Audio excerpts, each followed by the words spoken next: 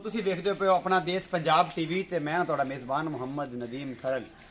ਸਭ ਤੋਂ ਪਹਿਲੇ ਤੇ ਮੇਰੇ ਚੈਨਲ ਨੂੰ ਸਬਸਕ੍ਰਾਈਬ ਕਰੋ ਤੇ ਬੈਲ ਆਈਕਨ ਦਾ ਬਟਨ ਦਬਾਓ ਕਿ ਮੇਰੀ ਹਰ ਆਉਣ ਵਾਲੀ ਨਵੀਂ ਵੀਡੀਓ ਤੁਹਾਡੇ ਤੱਕ ਪਹੁੰਚ ਸਕੇ।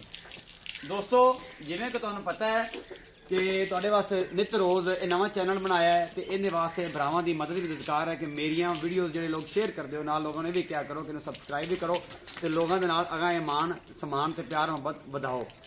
तो दोस्तों अज भी तुहाडे वास्ते अपने घर दी मझां तीन चार ने उन्होंने वीडियो लैके हाजिर हैं। रोज़ दोस्तों मुहब्बतां ने मेरे यारां बेलियां सज्जनां दे फोन आते हैं कि तुहाडी वीडियो आनी बंद हो गई ने ते ओ जनाब ओ ही जिहड़ा मुहब्बत प्यार है उन्होंने वधाउण वास्ते तुहाडा वीर जिहड़ा अपने देश पंजाब तो पहली वीडियो ये जिहड़ी कारोबारी लाइन दी है या जिहड़ी दोस्तां भरावां दी मुहब्बत वाली लाइन दी है ये मैं शुरू करना चाह रहा।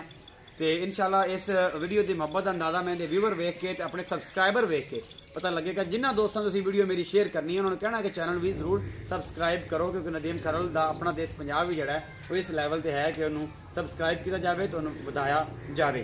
तो दोस्तों चलते हैं अज नवी वीडियो के वल्ले तो तुहानूं विखावांगे। अज दो मझां तीन साडे कोल जोटियां खड़ियां ने, दूसरा जोटियां ने उन्होंने मगर बच्चे भी ने वो तुहानूं विखाने तो उन्होंने रेट कीमत भी तुहानूं दसने है कि भाई ने पुछ चुके हैं तो फाइनल रेट भी किस तरीके नाल है वो भी तुहानूं सारा दसांगा। कैमरामैन साहब आओ जरा मझां विखाई। दोस्तों सब तो पहला तो कह साडे कोल मझ खड़ी है यह पूरा वजूद मेरा कैमरामैन विखांदा पिया इस मझ का मूँह भी विखाओ जी। कैमरामैन साहब इधर आओ थोड़ा जिहा मूँह विखाओ तो ये जनाब इस पासों पूरा इहदा चड्डा भी विखाओ। कैमरामैन साहब थल्ले आके मझ की पुछल विखा रहा मैं जी, ठीक हो गया जी। यह चड्डा भी पूरा कैमरामैन दिखाई जाता है। यह थन पर बिल्कुल विरल तो थन है जनाब। तो ये जनाब हैवाना भी चेक करो पूरा मुठ का थन है। मझ का मुठा पुठा एक अद शब्द तुम चेक कर सकते हो।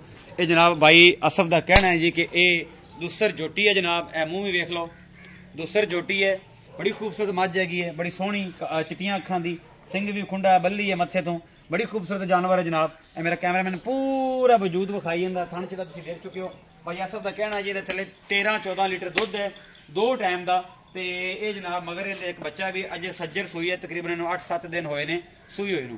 तो इनका रेट जोड़ा है जी वो 2,40,000 रुपया है जी। इनका फाइनल भाई असफ ने पूछा है तो वह मौजूद नहीं सन तो उन्होंने मैं जरूर गल करता जनाब कि इनका फाइनल तो फाइनल की, लेकिन मैंने फोन पर पूछा तो मैं कही 2,40,000 रुपया दुध ने थले 12-14 लीटर है।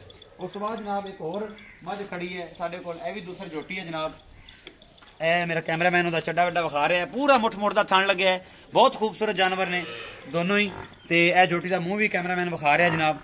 ये हुण तकरीबन 12 बजे परचेज कीतियां ने बाहरों घरों तो चौक ले आए ने। भाई ऐसा कहना तकरीबन 6-6 किलो 5-5 किलो दुध हुण मैं चौक के इन्हों का ले आया वहाँ। कैमरामैन साहब पूरा चड्डा विखाया जी।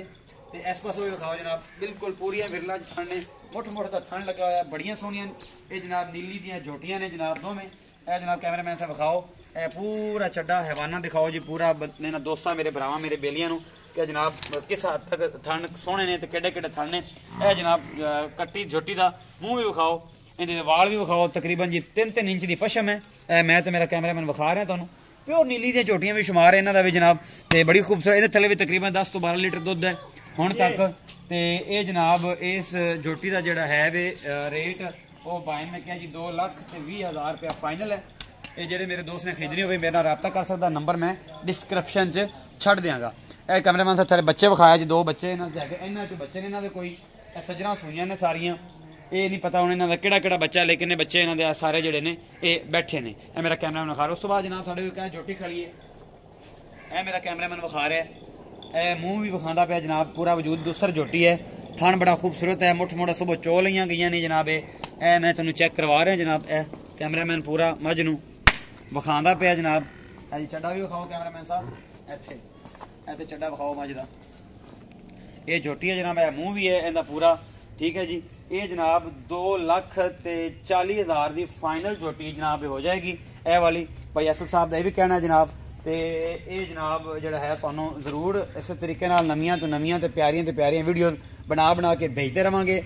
तो दोस्तां भरावां की मुहब्बत का अंदाजा जोड़ा है वो मेरी वीडियो नूं लाइक करके शेयर करके कमेंट करके मैनूं पता लगेगा। जिहड़े दोस्तां नाल तुसीं मेरी वीडियो शेयर कर रही उन्होंने कहना कि चैनल भी जरूर सबसक्राइब करो। तुहाडी सबसक्राइबर करन दा मैनूं बड़ा फायदा होना है। मैं इसे मुहब्बत का प्यार तुहाडा तुसीं मैनूं कॉल करके WhatsApp ते मैसेज करके मैनूं कहंदे हो कि मेरे तुसीं वीडियो नहीं भेज रहे। तो जनाब उस मुहब्बत की एक कड़ी है जी मैं भरावां वास्ते वीडियो नूं शूट किया अज।